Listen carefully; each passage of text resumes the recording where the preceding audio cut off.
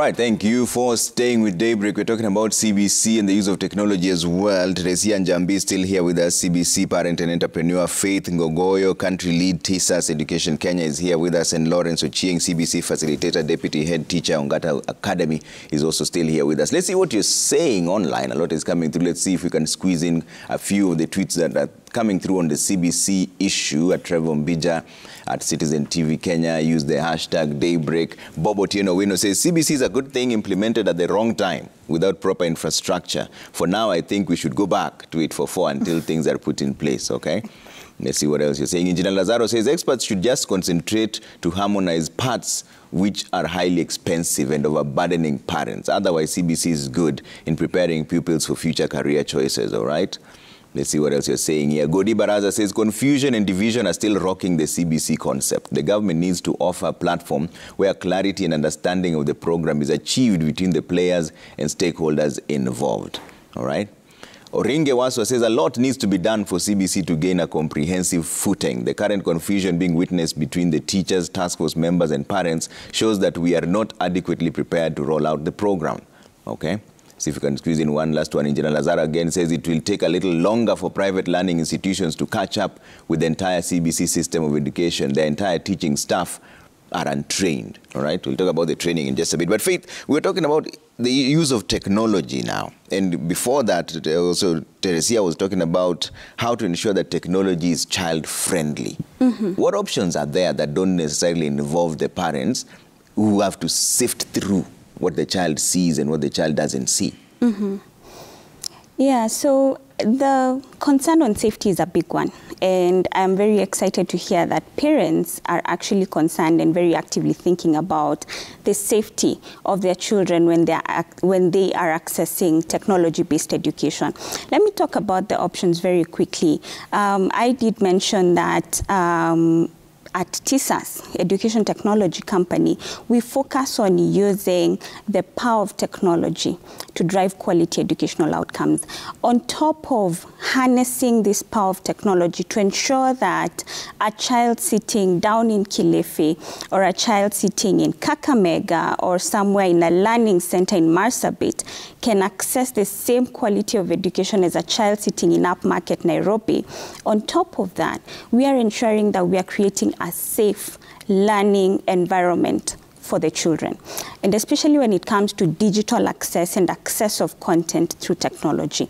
The concern on safety cannot be ignored anymore. I have had countless number of teachers and parents come to me and say they are concerned that their children are accessing the wrong content as they were in the process of doing homework or an assignment. They stumble on certain ads on YouTube. We cannot control that environment, yeah, that we are currently using to learn. And so what stakeholders in this space, TISAS Education and many other great education technology players are doing is ensuring that we are bridging the gap when it comes to access of quality education, providing quality education access at a fraction of the cost. A parent just mentioned that this curriculum could be very expensive, right? Lawrence also just mentioned that if we were to harness the power of technology, there would be ways for a child to model the same or learn how to model the same clay pot without necessarily going through the hassle of collecting the raw materials, right? So what we are doing in the education technology space is ensuring that we are creating safe learning spaces, safe digital learning spaces for children, but also bridging that gap in access to quality education for children.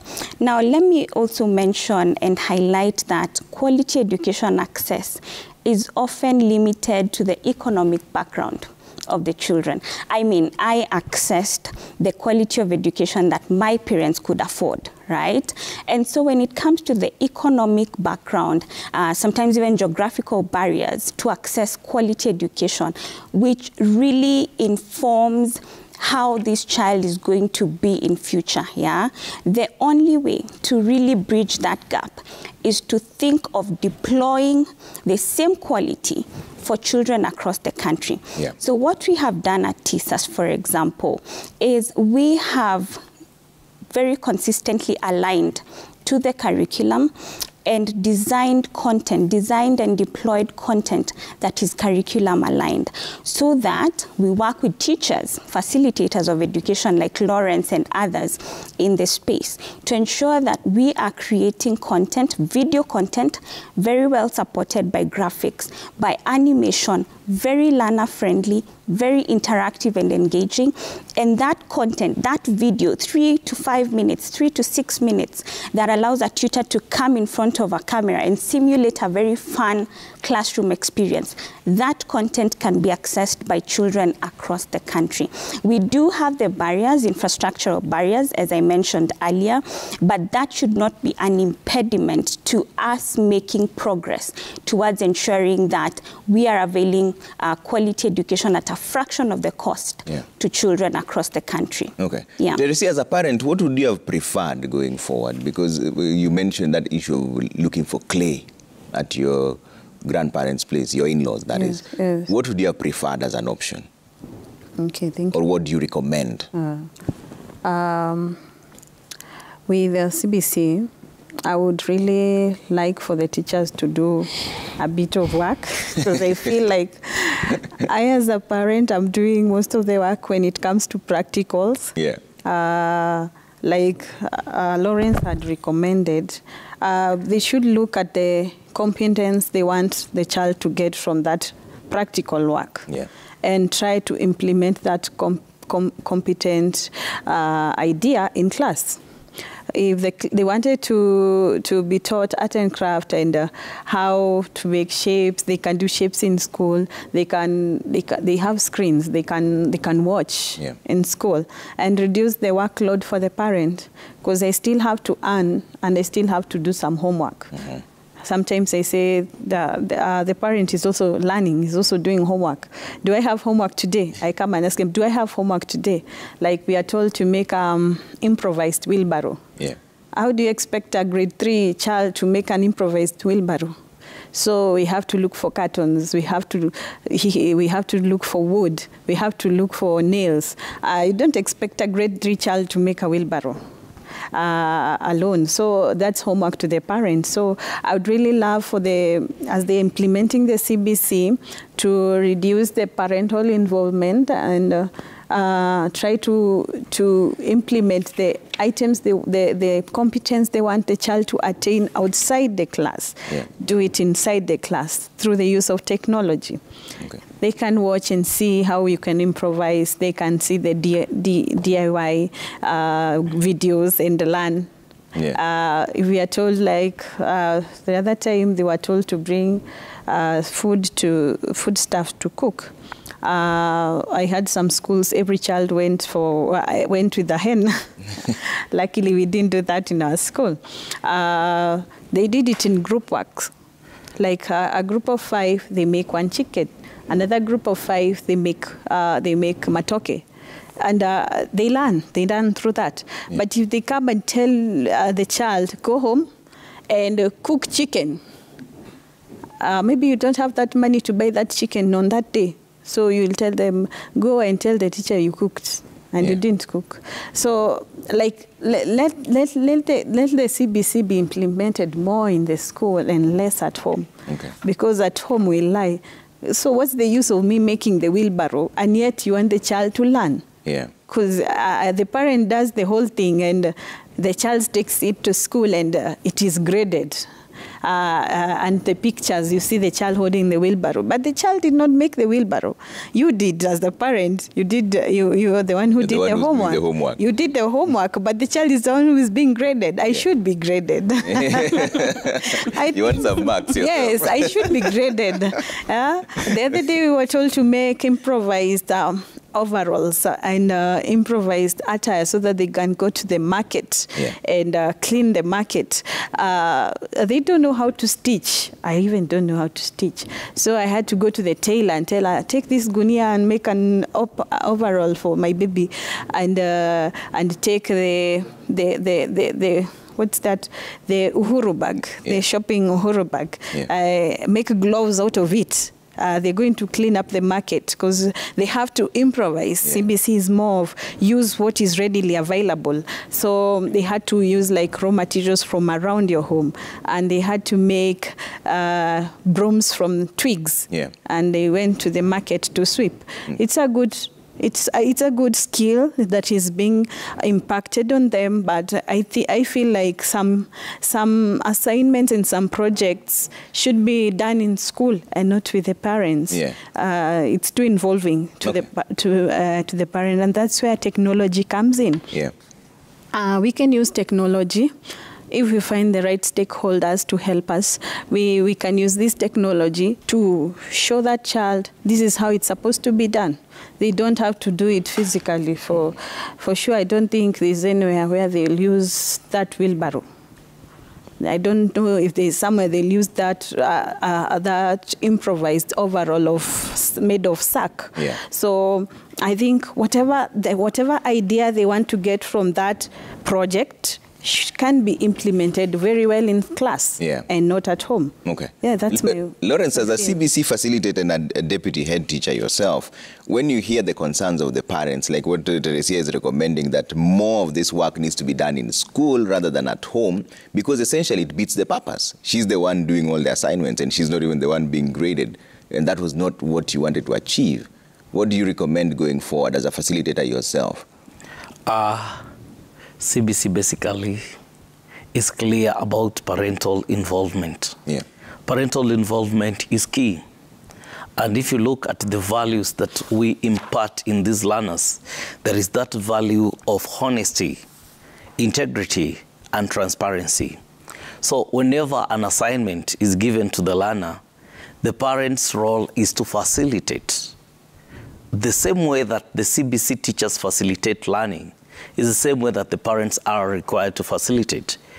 There is nowhere that has been written that a parent should help the learner to do the actual task. The work of the parent is to facilitate the practical activity. For instance, previously, the grade 6 learners were supposed to make marionettes. Marionettes back in time, maybe during the previous 844 curriculum as a system, marionettes were taught in art and craft. So many parents got that challenge. But the learners are the ones who directed the parents. We can go through YouTube and see how marionettes is done. So the parents were able to direct the learners, and the learners were able to do. Yeah. So the issue of integrity, the issue of honesty, and the issue of transparency is key here.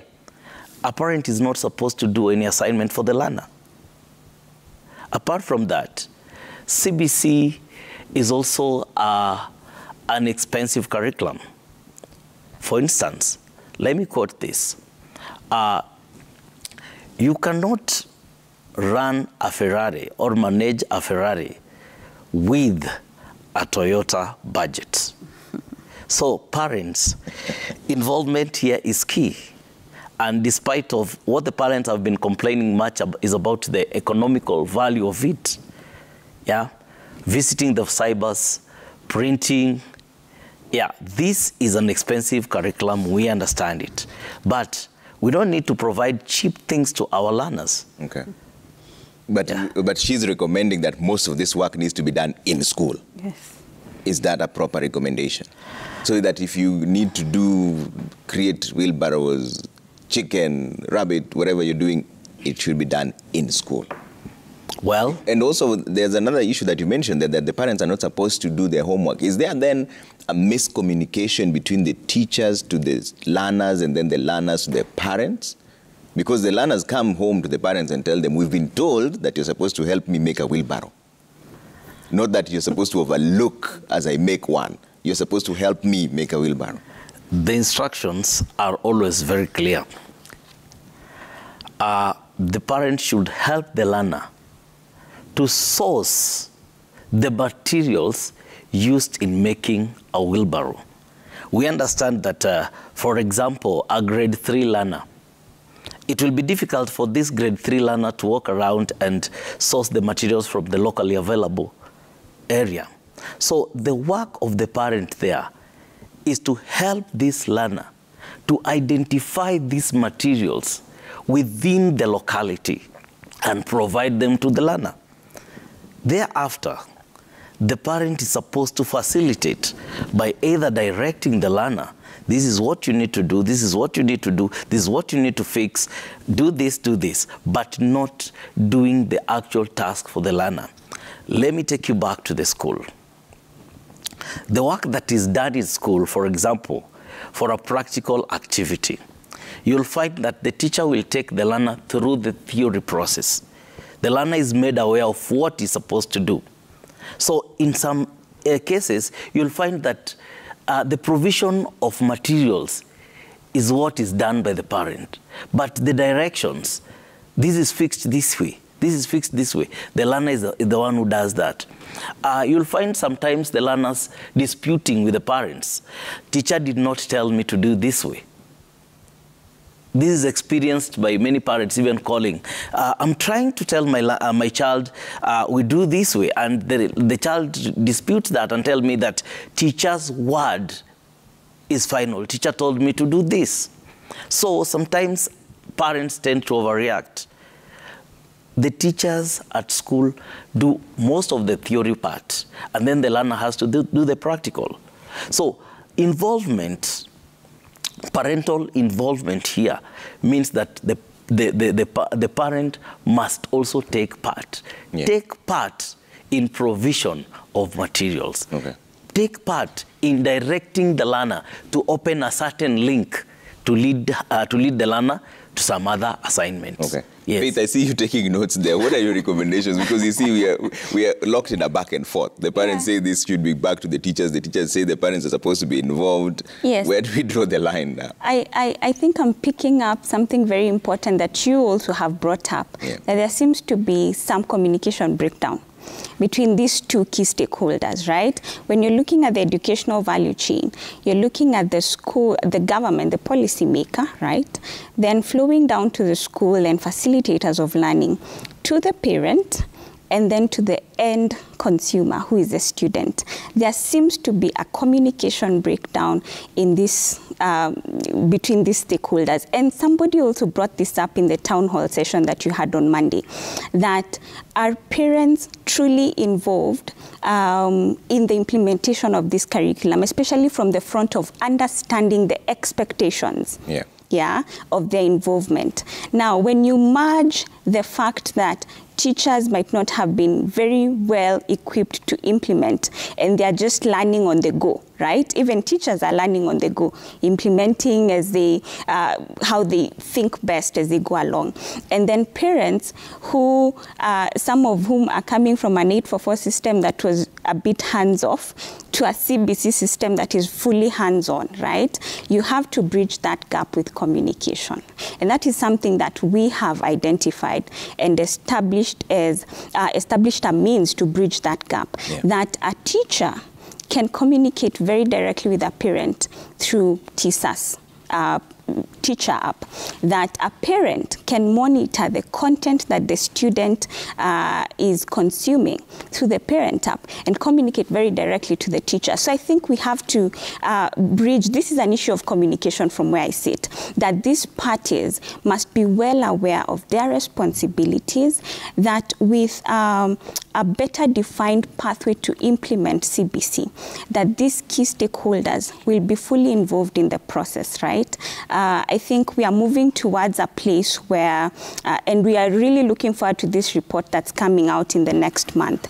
We are moving to a place where teachers will realize how better to implement the curriculum, of course with the support of policymakers, and then parents must recognize that CBC might be here to stay and appreciate the fact that even if CBC is here to stay, then we also have to recognize that technology is here with us and technology is here to stay. So how do we use technology to bridge that gap? So let me just point out that that parental involvement and teacher involvement is an issue of communication. If we can bridge that gap, then I think we would achieve, we would see more efficiency in the implementation of CBC. Something also very important came up in the integrity and honesty of the, a value, a core value in this curriculum. But the truth is that when you're giving an individual, an 8-year-old, an assignment to make something without properly equipping them. So it has to start from the point of the school, right? That this learner has to be very well equipped, that by the time they are going home, they fully understand not just the nature of the project, but even why they would need to do this. Now, we are no longer dealing with children who don't ask questions. When I was in school in the 844 system, the teacher was always right. The parent was always right. Actually, everybody else was always right except you, And so we've really moved away from that place. Gen Z, these are people who need to understand. Mommy, you're saying that I should do this. Why? Why does this make sense this way and not this way? And so from the point of the facilitator of learning, they have to find ways to empower the learner ahead of their transit to the home section. So that when the learner goes home, they fully understand the nature of the project, why they need to do it, and they're equipped to handle that, so that the parent is not rushing to do this on behalf of the learner. We cannot achieve that honesty and integrity if the facilitators of education are not pulling that weight from that front. Faith, I know you're quite big on education and technology, but what policy gaps exist? Because you're talking about a platform where the learners and the teachers can interact, but has it been mainstreamed by the Ministry of Education? Do the parents even know that it exists? So Trevor, that's a very good question. And at this point, I really want to highlight the power of collaboration. We're in the 21st century, and even one of the core competencies of the CBC is actually communication and collaboration. Now, that said, what we are doing at TISAS Education, what other education technology players are doing to mainstream this, is harnessing the power of collaboration, that we can build very strong public-private partnerships to support the deployment of technology across the country. You brought up a very important question earlier on, right? A question on inequality, that a child in upmarket Nairobi, for example, would be able to access content on TISAS to revise for the KPSEA examination that's coming up. But what happens to a child in Marsabit who probably has no clue that they even have to do a multiple choice assessment, right?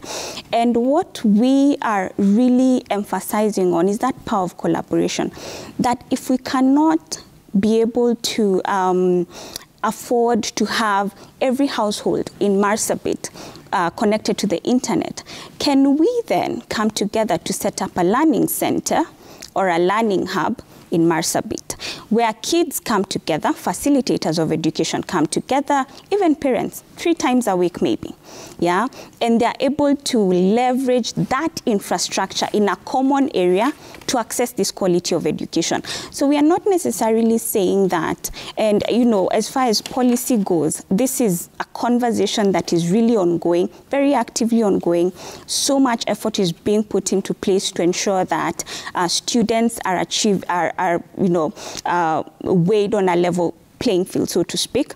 But the truth is that we have to move as we go along, right? So are we able to really leverage, and are we leveraging those partnerships so that government with limited capacity maybe to deploy across the country can turn to a private strategic partner and say, let's achieve an assisted networks model where you have capacity as TISAS Education to implement education technology. Let's leverage on your capabilities to be able to roll this out at scale, right?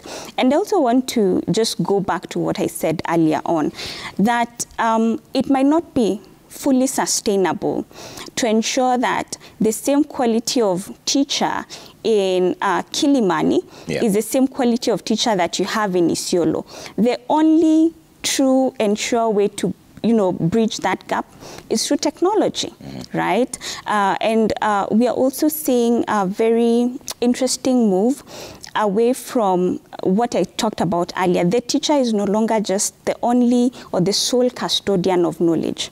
Access to knowledge, access to quality-based education is being democratized by players in education technology like TISAS and many others who are doing a tremendous job in this space. Yeah, Faith, now that you're still on the ground, there's a challenge here for you by Dr. Galgalo, who's an educationist. He says, Trevor, honestly speaking, how can parents help learners in facilitation when majority of them had not even been to school? 80% of learners in ASAL areas are illiterate, and they are also on mobile lifestyle of pastoralism. Some of your panelists have not been there. How can they bridge that gap when the parents themselves are illiterate? Yeah, so the truth of the matter, and to answer that question very directly, is that for a parent who is challenged in that way, the only way to bridge that gap is to rely on somebody who can support in that area, right? We might not have capacity to be able to go out training parents, training teachers on how they should support in the implementation of CBC. So what the easiest way to really navigate that situation is to rely on somebody who has capacity to deliver on your behalf as you reinforce, right? So as a parent, we cannot replace that position of a parent. A parent is responsible for imparting values in their child. Any parent would understand the value of integrity and honesty. They might not necessarily understand how to use technology.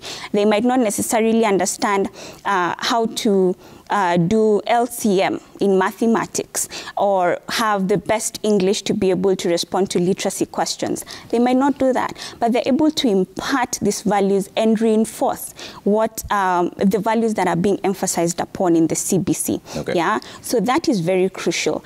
In terms of the technical aspects of implementation, when it comes to parents who are challenged, the only way is to leverage on collaboration and technology. Those are the only two ways we are going to bridge that gap. And I know this is a conversation that we are going to keep having, but that is the truth. So that a tutor on TISAS education, a tutor on an education technology brand can be able to facilitate in the presence of a parent and on behalf of the parent. All right. Let's bring us some of your feedback here as we wind up on this conversation. I'd like to hear your recommendations going forward to the task force, who some of them are listening even right now as we speak. Let's see what you're saying at Trevor Mbija at Citizen TV Kenya. Use the hashtag Daybreak. Let's see what you're saying there. Nashpai says CBC favors urban schools, especially private and literate working class parents, but not rural and the illiterate. Okay. Remy Butia says education technology is critical in realizing CBC. However, vitu kwa ground is different. The digital divide is very wide, yet CBC requires modern technology to bear fruit in this era of the highly competitive fourth industrial revolution. Okay? Bobo Tieno Wino says 844 is more like CBC. Remember, we had art and craft, home science, music, agriculture. I guess they are reintroducing these subjects, throwing the burden to parents now. Okay. Engineer Lazaro says it will take a little longer for private learning institutions to catch up with the entire CBC system of education. The entire teaching staff are untrained. All right.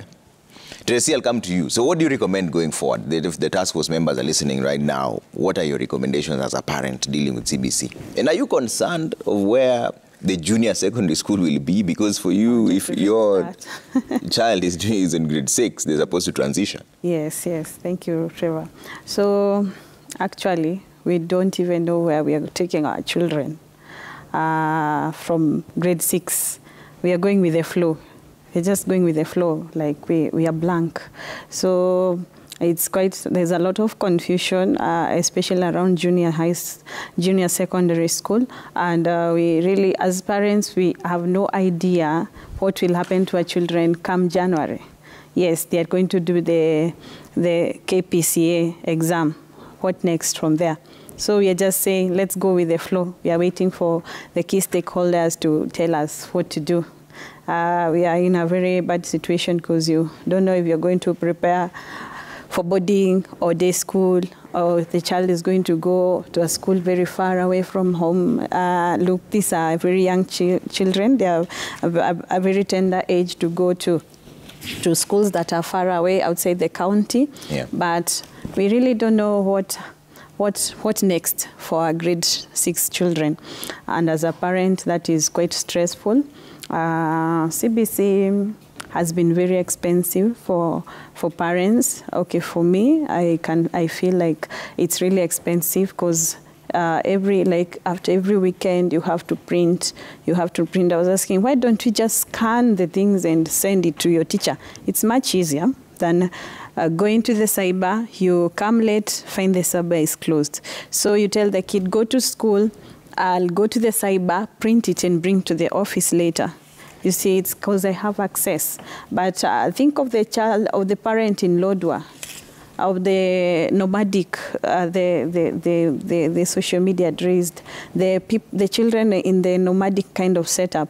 They are here today in Northeastern or in Marsabit. They are here today, they are here tomorrow. How do you expect such a parent? The parent is illiterate. How do you expect such a parent to print, to help the child? Even there is no internet in that area. And I think that's how TSAS is trying to bridge the gap. So what I would really recommend is for, as the stakeholders are going through their decision, or as they are coming up with a sure way of helping our grade 6, they should ensure there's a proper communication between the stakeholders, between the teachers, the parents, and all involved parties. Yeah. That is where communication and collaboration comes in. And they should also make sure that teachers are well trained to ensure that there is a smoothness in the running of the curriculum. We know this is a very good curriculum. If well implemented, our children will not be the same. That I'm sure of.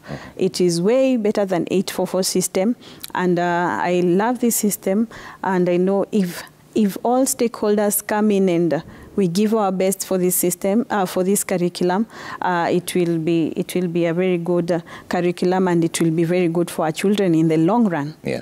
Yeah, years to come, we'll see a very significant difference between a child who went through 844 and a person who has gone through CBC. We can see even when they reach in the grade 9 to grade 12, they are going through the different channels that have been placed. Now, before we used to do the career that has money. That was our push, yeah. But not passion. But now a child who is doing CBC can look for skills, can look for a channel that is passionate about, is really interested in, and can work in an area that he or she is interested in. That is a very good plus for CBC. Okay. Another thing that I would recommend is can all stakeholders ensure that there's a level field for all children, okay, to bring about equality. There's a lot of inequalities, as we have seen from the comments on social media, and as they come up with ways of bringing in technology in the education system, as they work more on the competence of digital literacy, may they ensure that the technology is child-friendly. Okay. That is, I'm very particular with child-friendliness technology. Okay.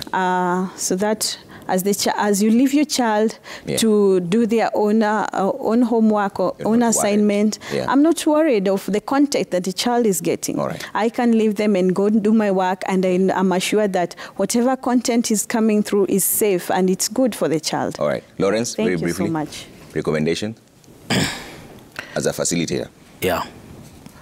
I think from what Teresia has said, she has talked about the confusion where parents don't know the fate of their learners after grade 6, and they are really worried. KIPSEA assessment is real, and learners are prepared for it. Thereafter, the learners will proceed to the junior secondary school. The junior secondary school, which we are hoping that the task force, from the task force report, it will be domiciled in the primary school. That is our hope. Because the main bone of contention here is that parents are complaining that these learners are still young. Yeah. And taking them away from home, it will be a big problem to them. It is true that these learners, 11, 12 years, 13, are really suffering from identity crisis. Most of them are going through pre-adolescent and adolescent crisis. So there is that need of close surveillance. But it's also very clear that ministry is really advising parents that these learners should be taken to a school which is close home. We have the sub-county schools, and we also have the private schools that are equipped with junior secondary school facilities. So I think there, according to the task force report, if it will be the primary school, the junior secondary schools to be domiciled in the primary school, then it will be better, because it will also solve these problems and the worry that parents have of taking children away from them. Okay. You can imagine an 11-year-old taken to a school in Garissa. The 11-year-old is from Kakamega and then taken to a school in Garissa. I think the parent will not even concentrate. All the time the parent will be calling at Garissa, finding out how the learner is. Yeah. I think there is a big problem. Okay. But we believe that the task force is going to look upon that. Okay. Now, my recommendations as pertaining the ICT, the Kenya government has to put in place the ICT policy. The ICT policy that should aim to improve the livelihoods of Kenyans by ensuring the availability of accessible, efficient, reliable, and affordable ICT services. Okay. When that is done, it will easily penetrate to those areas, the marginalized areas, the ASAL areas, whereby everybody will be in touch with ICT, because it is the major problem that is affecting implementation of ICT in our schools. All right. Yeah. Another recommendation, the government should also encourage the use of ICT in schools, colleges, universities, and other educational institutions in the country, so as to improve the quality of teaching and learning. Okay. Yeah. ICT also plays a significant role in equalizing opportunities. It plays a significant role in equalizing opportunities for marginalized groups and communities. Okay. But the paradox... Yeah, very briefly. But the paradox is that for those groups that are unable to cross the technology divide, ICT is yet another means for further marginalizing them. Okay. Yeah. All right. Faith? Yes, thank you so much, Trevor. I just want to start, to close, but start with saying that we have been assured that CBC is likely here to stay. And allow me to submit to all of us that technology is also here to stay.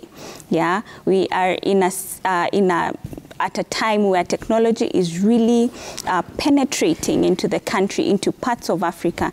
And that's a very exciting thing to do. I want to pose a question to key stakeholders, to government. Are we creating the infrastructural support to ensure that technology-based education is achieved across the country at a fraction of the cost, as Lawrence might have mentioned, right? Is government very keen on creating the supporting infrastructure to roll out technology-based education to parents? Are we invested in creating safe learning spaces for our children? This has to come from the key stakeholders. The parents must make noise about ensuring that the content that is pushed to our learners and the assignments that the learners have to take part in occur in a very safe digital learning environment.